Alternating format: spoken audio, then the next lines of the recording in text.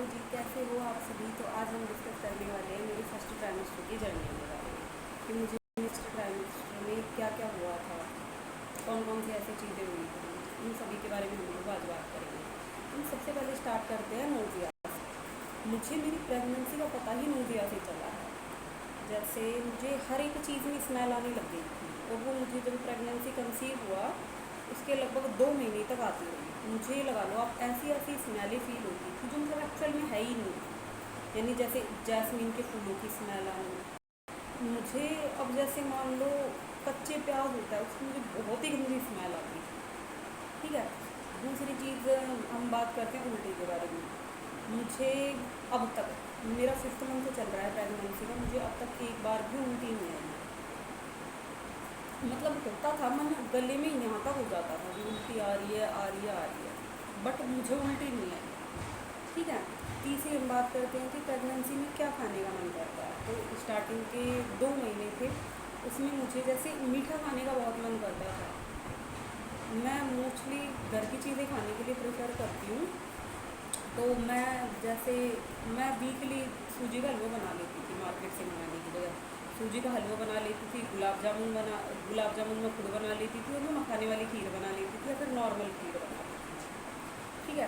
फिर जैसे ही मेरा तीसरा मंथ स्टार्ट हुआ प्रेगनेंसी का सच्ची बताऊँ भैया मेरा गोलगप्पे खाने का हद से ज़्यादा। फिर मेरे हस्बैंड बोलने लगे यार पानी वाले गोलगप्पे खाने ठीक नहीं है। तो फिर क्या किया, वो मुझे ना जैसे 15 या 20 दिन में वो मुझे सूखी पपड़ी होती है बिना पानी की, वो ला के देते थे। मेरा मन उससे भी संतुष्ट हो जाता था।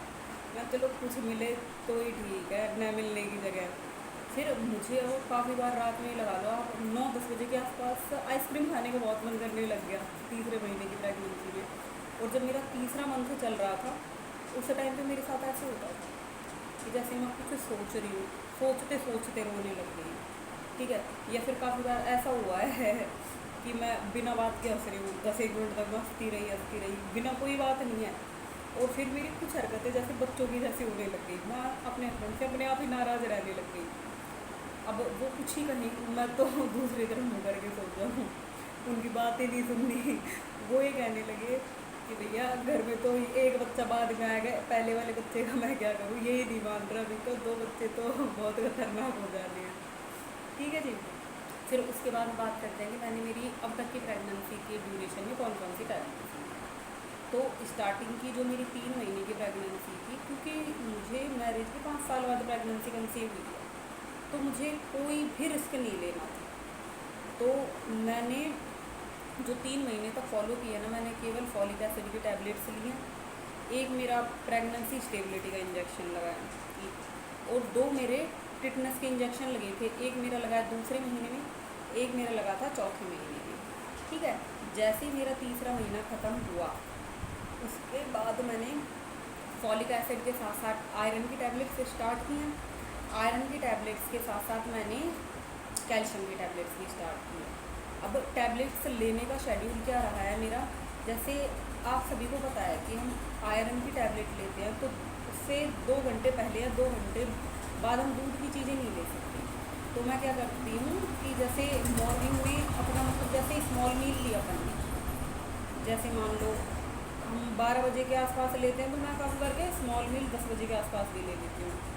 उसमें एक रोटी जो भी सब्ज़ी बनाई है वो लेने के बाद मैं कैल्शियम की टैबलेट ले लेती हूँ। कैल्शियम की टैबलेट लेने के बाद पूरे दिन में आप दूध वगैरह दही जो भी मन में आए वो खाओ, कोई दिक्कत नहीं है।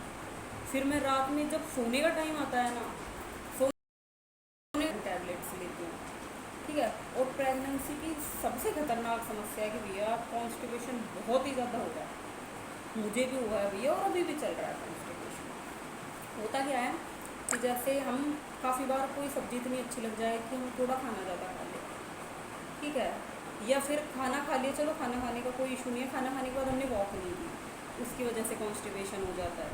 तो मैंने अपनी प्रेगनेंसी में फील किया है कि कॉन्स्टिपेशन का आप चाहे कितने ही इनो ले लो, टैबलेट ले लो, एक ही इलाज है कि आप खाना खाओ, एक तो सब्ज़ी में घी डाल के खाओ।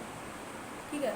दूसरा कि अब जैसे मेरे जैसे काफ़ी सारे फीमेल्स होंगी जिनको दाल बहुत ही गंदी लगती है, और मैं तो सही कहूँ, मैं एक बारी दाल खा लूँ ना मेरा मन नहीं करता दाल खाने का, इतनी गंदी मेरे को लगती है दाल।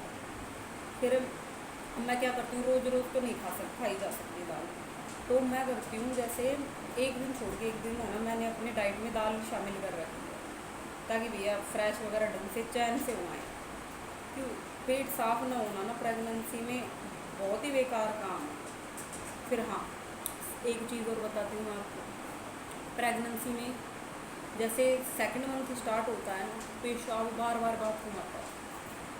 अभी लगा लो मैं हर घंटे पानी पीती हूँ, अभी भी पीती हूँ, पहले भी पीती थी। ये लगा लो आप, मेरे हो जाते हैं 12 से 15 घंटे हो जाते हैं पानी में, मतलब पीना ही है पानी तो ठीक है। तो मैं जितनी बार पानी पीती हूँ उतनी बार बाथरूम जाना पड़ता था।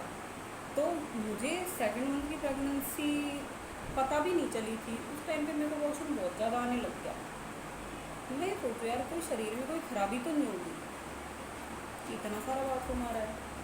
फिर मेरे हस्बैंड ने बोला यार गर्मी वगैरह की वजह से होगा इसलिए आ रहा होगा, ठीक है ना। और हाँ, अब जैसे अब